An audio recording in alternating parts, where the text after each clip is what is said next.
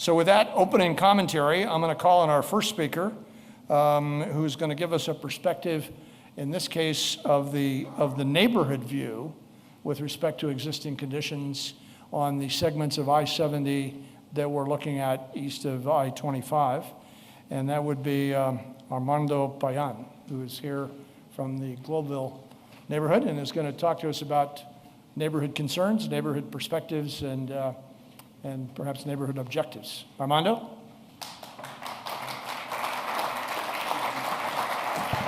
Thank you, Jim.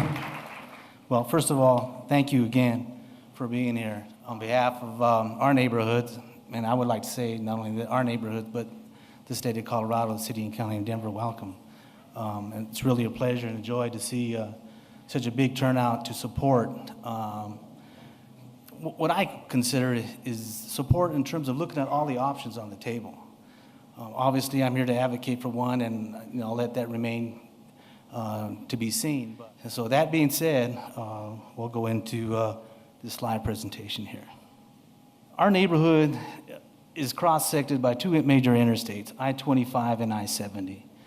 The average income for our neighborhood is $12,597. 27% of the residents there live at or below the poverty line. And 13% of that resident population are elderly. Even more so, our primary language down there is Spanish. 90% of the people that live down there are Spanish. 80% don't have a high school diploma or a GED. So we're dealing with an uneducated population, language barriers. It's very, very difficult down there. But if you talk to other local officials, they'll present documentation stating otherwise, that we support what they're trying to propose. And that's not the case as far as I'm concerned. We have high levels of unemployment. We also have 48% of the individuals down there are renters. Other 52% are homeowners. The quality of life is very, very poor down there. There's a lot of pollution down there. It's a Superfund site. We're contaminated with lead, cadmium, arsenic, phosphates, E. coli from the river. All those environmental factors impact the residents of these three neighborhoods. Next, I'm going to talk a little bit about some of the health issues. When I talk about health, there's a multiple of things that we can talk about in terms of health. For me, one of the primary things down in our neighborhood is the grocery stores. We don't have any, All we have is 7-Elevens. We have 3 of them down there. So for little kids that are growing up down there, they want some fresh fruit or an apple or an orange, or even, nibble on some grapes or something. That's not possible. They have to go to 7-Eleven. And as you know, if you go to 7-Eleven, what kind of food are you going to encounter? Food that's going to lead to obesity, cancer, things that are not healthy for you at all. And you're a kid down there going to school, those aren't the right ingredients to be successful and be competitive in today's society. One thing that is really critical, I think, in our neighborhood here is that the land use. 73% of the land that is in Elyria, Swansea, and Globeville is classified as industrial. So what does that mean? We don't have any rooftops. There's no grocery store that's going to go over there and open their doors. People look at us like, you guys don't have enough disposable income, but more importantly than that, there's not enough homeowners down here or renters or living residents that can support a grocery store. And my philosophy has always been, we don't need a giant Walmart. We don't need a giant Safeway. We just need, just a tiny little corner store to help provide good quality food to the residents of the neighborhood. That doesn't exist. For whatever reason, our civic leaders don't get the message for us down there.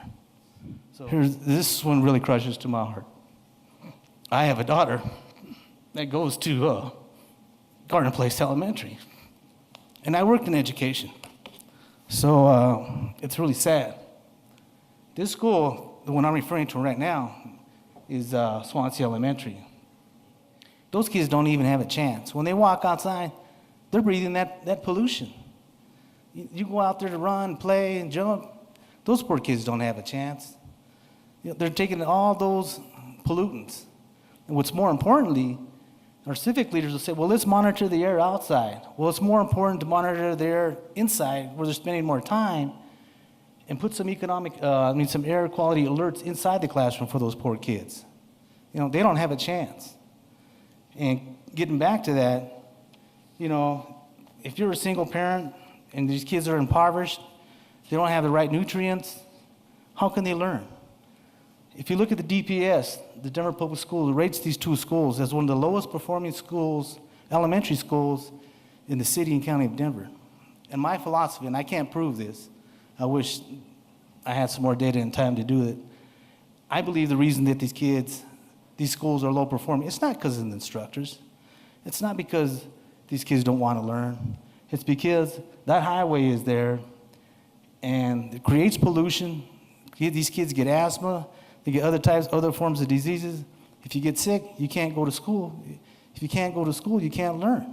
If the teachers aren't there to help you learn and prep for those tests, your scores you become a low achieving scorer.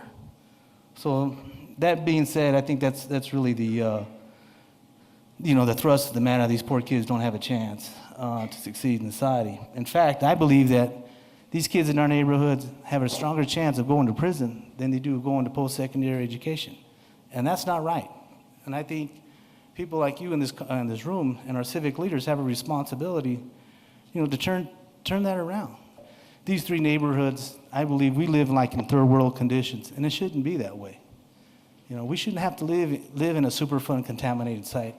We shouldn't have to live in highways that are so close to schools that are so close to the highway. Whereas here in Colorado, our civic leaders don't seem to get that message. And that's really unfortunate, because I think Colorado is a great place to live, but we need to push the educational agenda for us to further grow and develop and move forward in society.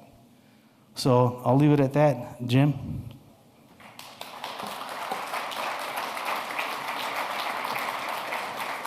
Thank you very much, Armando. Gracias.